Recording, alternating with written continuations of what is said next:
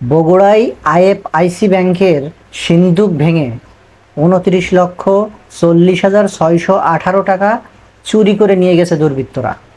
যেটা শুনছেন সেটাই, আইএফআইসি ব্যাংকের সিন্দুক ভেঙে ২৯,৪০,৬১৮ টাকা চুরি করে নিয়ে গেছে দুর্বৃত্তরা।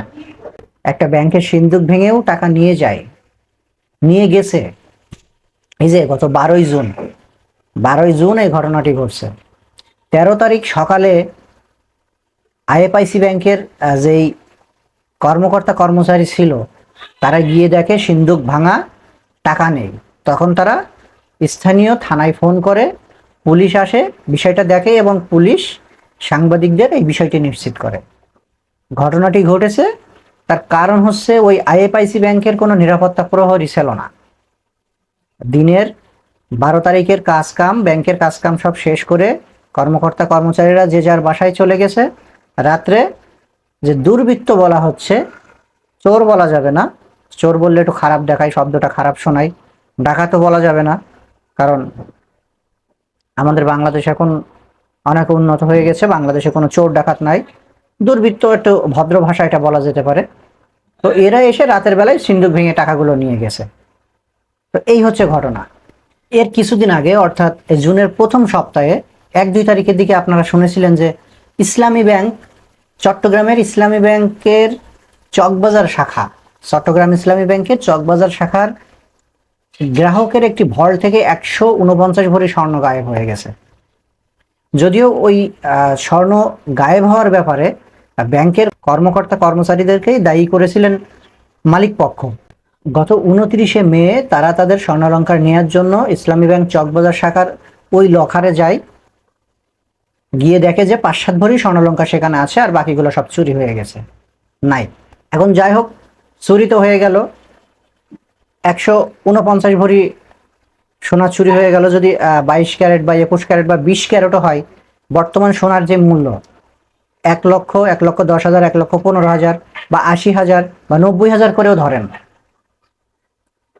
অ্যাভারেজে যদি আপনি 80,000 করেও ধরেন, তাও এই 150 ভরি স্বর্ণের মূল্য অ্যাভারেজে প্রায় 1.5 কোটি টাকা। আনুমানিক একটা বলেছি আমি সঠিক জানি না আসলে এখন বাজার মূল্য কত, প্রায় 1,40,00,000 টাকার মতো এরকম হবে।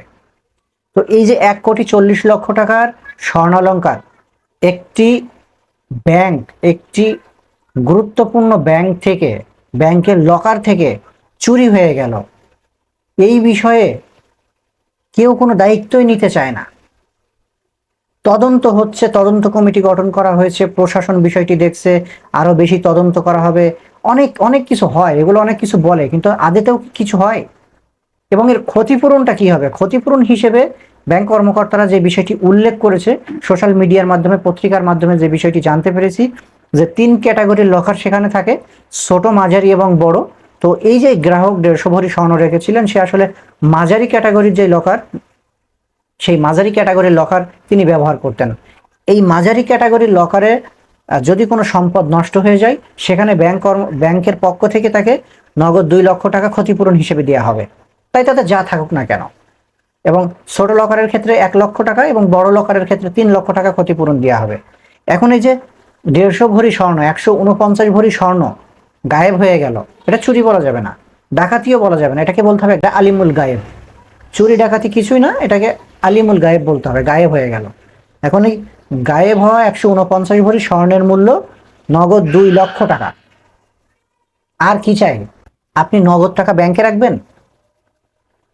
ঋণ খেলাপি, চোর বলা যাবে না, কিন্তু ভদ্র ভাষায় বলতে হবে ঋণ খেলাপি।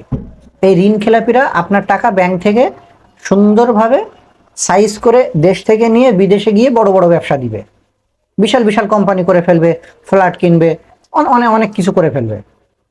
আপনি নগদ টাকা না রেখে স্বর্ণ কিনে ব্যাংকের লকারে রাখবেন, ব্যাংকের ভল্টে রাখবেন, সেখান থেকে গায়েব হয়ে যাবে, কিছু করার নাই।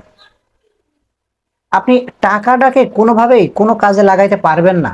এই টাকাটাকে ইচ্ছাই হোক অনিচ্ছাই হোক, যারা পাওনাদার আছে তাদেরকে আপনাকে দিতে হবে।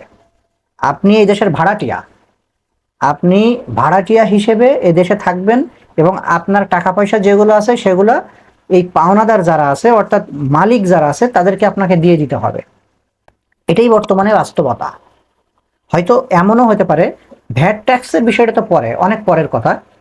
আপনি এখানে যে আপনার নিজস্ব জমিতে আপনার বাপ দাদার পৈতৃক সম্পত্তি হোক, আপনার নিজের টাকায় কেনা সম্পত্তি হোক, যে সম্পত্তিতে আপনি বসবাস করছেন, এই সম্পত্তির উপরে যে আপনার বাড়ি আছে, এর জন্য আপনাকে সরকারকে কর দিতে হয় যেটা, সেটা বাদেও নতুন করে ভাড়া দিতে হবে কিনা এই চিন্তা করেন এখন।